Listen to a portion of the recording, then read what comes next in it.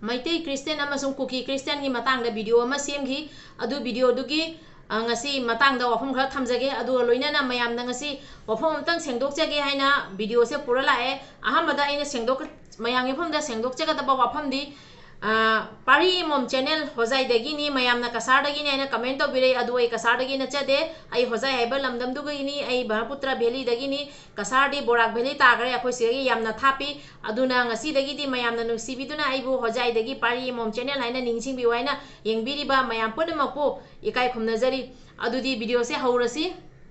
adom na mi hat pagi wahai khakta adom na maitei punuma hat kani maitei punuma gi khongya gi uful ni kaina adom gi video sing ado mamang dadi mayam ama ui adubu ai react su tawzaning de tawsu tawde adubu ngasidi adom na direct maitei Christian da attack torok pagi maram na maitei Christian ngang pagi maram na masung lan na sanduk pagi maram na adom luzaram da bayai adom lujaningam da bayai adubu ai khoidi nongmada ahumlak maridak tagi hena maridak ai khoi luzai ai na khoi dumai na mote ai maitei Christian ai na oliba se ai na matau tamem se Jisu gi matau tamani na khoi gi matau tamanate ngasi di Kuki Christian noi pakhum se yam phajana taro Christian saraga noi na toiba miyam do noi gi pakhum phajana pithara ge taro maitei ani khakna aikoi sing chanjana bagi damakta leita laira na maram oiraga tha mapan tara sujilakpa maram na chatpa matam da nekoi gi mina nungsi haitana hatkibado nongmai pairaga changba sunate bom to pairaga changba sunate leita laira na maram oiraga changba matam da nekoi na hat laga adom na ngangi ba aikoi gi Kuki land gi nekoi na pot huran ba kai na ngangi ba wahaido nahak na ngangi ba wahaido Jisu Christ gi Jisu Christ na nangi nungda leiba nupi ama na nganga da wangang di natte tukatche noi gumba Kuki Christian si dine tukatche micham da akan basaba noi gumba Kuki Christian se tukatche Christian gi ming lauraga cross pairaga jungbado aduna Christian oiba yaroi Jisu Christ na wayan bagi lakpa matam rapture gi matam da nangonda soidana hangani nangna matam duga ngangkhriba wahai dugi artha karino kana gumba Jesus ki cross season araga hekta Christian gi ne achumbu oigadaba yagadaba nate noi gumba Kuki Christian sini ne Jesus na yamna yadri ba se khangaba demakta matau tamdori ba popi kana na thai nekona thadra hai roga maitai na paisa pire ke piroida thari ba thari do karigino ba nekoi bu maitai na leiba ngambro adu itaraga di maitai na leiba ngam taraga di thabak suali duna mapuni thabak suri baduna minai ni karigi damakta mapu ga karigi damakta lan soknari nekoi mi khara na haiba khoi di maitai na tamdagi maitai na paisa thadaraga popi thali bani aina ladoi di popi thali badudi paisa do kariguma thadarak po orega di mekoi maitai na mapu tare thabak suhali baduna thabak suri baduna minai tare adu di karigi landa minai ga mapu ga khana ba yabro nekoi na hiram pun makta maitai de nekoi na popi thawa du noina tharaga maitai de hek taina popi drugs ta popi da ngauna leringa da nasa gi Christian gi dharma da kari ige nasa gi Bible da kari le do adu bu khangdaba popi da ngauna leba noina maitai gi minna raina hangi ba akhoi gi maitai Christian ibung sina hangi ba se asi ana pa khom piro Kuki Christians nupi nangode na hairi se mitai gi minna ra noi maitai se aikoi karisu hongde maitai na Christian oiba matam dane nekoi gi matau tamba sunate nekoi na isai sakpa dumaina su aikoi sakte ekoi Jisu gi matau tamako matamda Jisu Christ di asengbo oibagi maramna holy oibagi maramna ekoi mapan thongi amotpa manung thangba gisu amotpa se ekoi sangdokchagy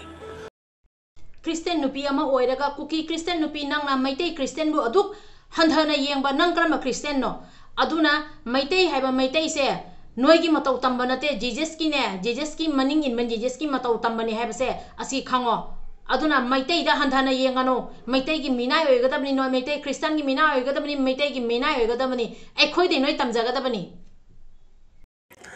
masida akhoi gi maitai gi iche se ina yamna ekaikhumnajabi iche ni iche gi channel ama pari imom haina channel ama lei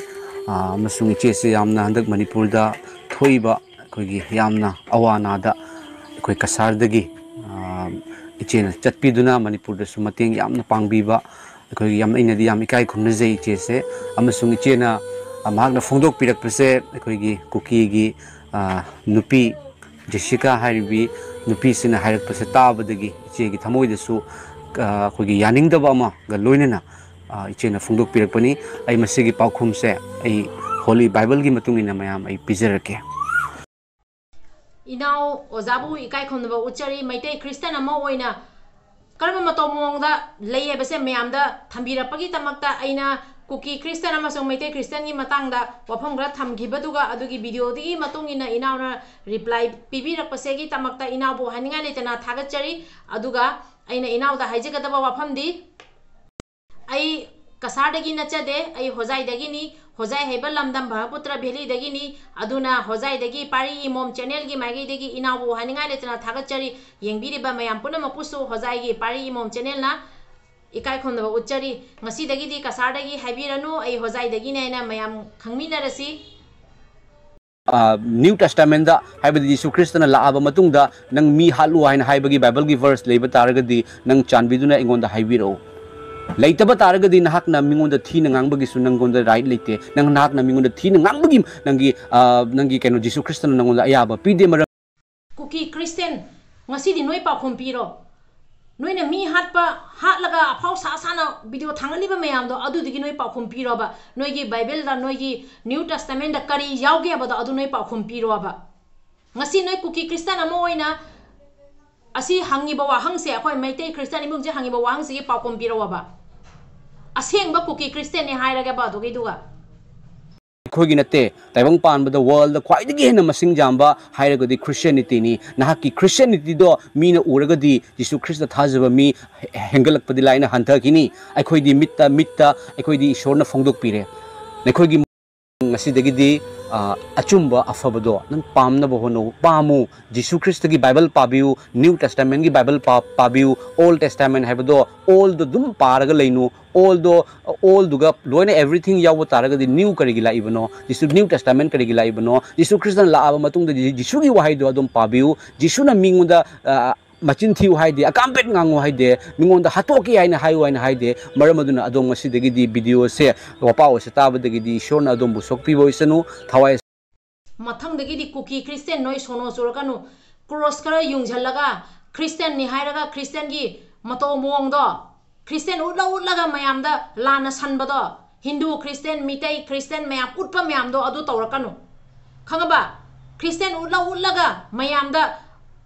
mayam punamk gi makok to noina one teneba mayam sallibado Christian ama kamaina lei Christian ama na kari tawre ani akhoi uji maitai Christian ibung hen tai base noi khangdaba kuki Christian noi akhoi gi maitai Christian ibung jige noi tamucho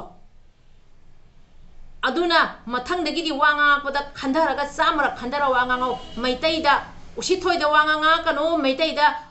singna rakanu maitai Christian da singna rakanu maitai haina bu pangraba maitai haina bu changraba adugai duga noi kuki noina khangadabadi kuki Christian noina khangadabadi singna rakanu maitai da खोगी इचे पारी इमोमगी खोगी channel सिदा थबक सुबीरिबा खोगी याम नुसिबे एगी इचे ने respect याम तौजे अदुगा मणिपुर गी दमकता इचे न मतेंग पांगबिबा उबो मतंदसु थमोइदि याम नुसिबा फाउजे इचे asi iche daina hajeningmadi haribi nupi se ma khangsedabagini hana khanjege maramdi atei nate mana Jesu gi matang da maitei Christian gi matang da hairakpado mana maitei se mana nungsidabagi hairakpani amasung nungsidaba leiba mafam da nungsiba leiba yade Jesu di asengbani Jesu na nungsibagi mapudo magi mokhogi nungda leitabagi maramnani maramaduna iche mahaki wangang da khoina yam serious oine laude inau bu su haninga netna thagachari inau na yamaman leba wafam khara mayang yafam da thambirame aduna ngasi aina mayang yafam da semjari ba video sidi kuki nupina maitai Christian singsibu yamna handhaba social media da yamna tukachaba miyeng da mayam da sanbaduga aina mayang yafam da wafam amaina thamjagi bani maitai Christian gi mafam da aduga maitai Christian ibung haigara inau haigadra asina aigi video do urakanda reply pibirakpagi tamakta inabu haninga netana thagachari aduga amukasu mayamda haijaramgadabadi mayamna nungsibibadagi aibu hojai kasardagi lakpiba inau icha mayam ama sumaina mayamna comment tobire ado mayamda haijagadabadi aise kasargi nachade ai hojai haiba lamdamdugi ni Brahmaputra valley dagi ni kasar haibasina borak valley ta khare aduna akhoina leibasina Brahmaputra valley ni akhoiga kasarga de yamna lapnai aduna kasara haibasidi nakana mada tagare akhoi namuk nakano moronda leire aduna aise hojai degi pari imom channel haina mayamna sum nungsibi waina hojai gi pari imom channel na yengbiri ba mayam punama pui kai khomdo uchari aduga ngasi video semjarak pasigi maramdi christian gi maramdai ke sum khangjade adu oiraga su dharma amabu ninda tawraga malemda mayam gi mangda maitai gi leiba maitai christian sing ji wo maitai haina maitai pakhi base asiga usi thoi deba karimna ba ma yauna mana ngak pado adoi du aina nuai taba phauja badagi mayang ye famda video sima thamgi bani ado ngasi ibung sina samaina video sembirak pase asi aisu yamna ibung mo haidingai ta thagachari aduna mayang ye famda aina ngasi asi video clip se loraga mayam da thamjarak pani maitai christian na chali basiju moina kukina hairak padi maitai na christian changi base iru jaba tan badai changi ne na hairakpa amang asoi khaiba tan badagi changi ne na hairakpa do ado yamna nuai taba phawraba ina aduduna maitai christian ichinau da ina wafam do thamjagi bani aba aduga wafam do moina sembira e moidi khoi maitai christian ichinau mayamna leibasi prabhu yishu bu thajaba dagi prabhu yishu gi mafam da sangjabani kuki gi matau tambanate moi maitai na akoina leiriba sajat siga moi kasum ona ba leijade adubo moina ningjari basidi jesus ta oina ninghare maitai amana chatliba sajat le chanmo su loi chachei no magi iru jaba haibase akoi aduki matik mathau tai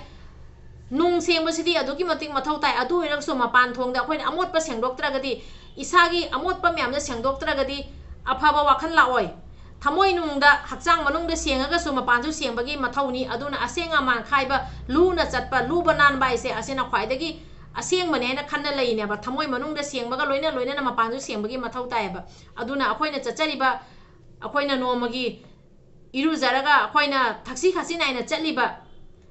asi mayam se mayam da khangan janing badagi video se semjarak pani cookie christian nupi na hairi bado mawa laude noina iru jaba amang seng khaiba khaida ba noigi nafam da thamgro aduga christian ulaga cross zunga ga poppy plantation tawraga christian ni ulaga mayam dai donation koini ni raga noina maite da lan tawbodo adu tawra no hujikte maite christian ichinau na su noida takpire dana christian ai bese kari no aina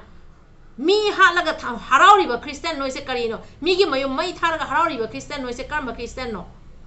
aduna dharma amata soi ninda tawra ngangja ningde Christian dharma busu ninda tawjawanate kuki nupi nangonda ne na haiba wafam se aduna mathang dagi di video semak pada wakan munna khallaga video sema waina channel ai gi pari imom hojai dagi kuki nupi Christian kuki nupi nangonda ina haijari basini aduna akhoi meitai Christian amasong malemda leiba Christian ichinau mayam punamk pusu ekaikhumnajari aduga dharma punamk mai magi thakta malam yamna thak wangna leiribani aduna dharma punamk pusu ekaikhumnabu uchari aroi bada isagi improve izati dagi hen madi kai sum leijate aina wafam semaga thamjaramge ima leibak na yai phare ibudo pakhang mana yai phare kanglei pak na yai phare ngasi gidi loisanjarage mathang video damo gunasi video siga soran yaro so ngakpi waina channel pari imom hojai dagi meyangi mafam da request tawjari ngasi gidi loisanjarage ichinau mayam